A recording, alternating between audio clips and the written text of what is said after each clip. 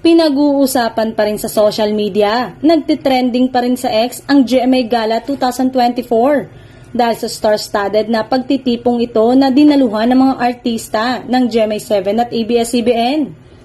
Ginanap ito sa Manila Marriott Hotel sa Pasay City nitong Sabado ng gabi. Pero huli na nang nalamang meron din palang malaking selebrasyon ng Signal TV.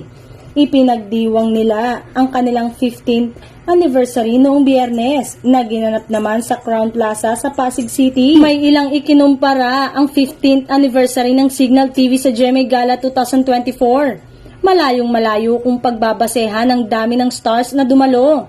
Ngunit nag-trending ay tungkol sa tatlong TV network na patuloy pa rin pinapanood ng mga tao. Sabi ng reliable source, maganda ang 2023 ng isang TV network dahil tumaas daw ang sales nila ng halos 2 billion pesos. Maaaring malaki ang nagawa ng mga bagong programang napapanood na sa network na ito. Kaya maganda raw ang future nito kung patuloy silang nakakapag-produce ng magagandang shows. Bukod dito, ay may isa pang TV network na hindi raw maganda ang performance ng sales nila noong nakaraang taon.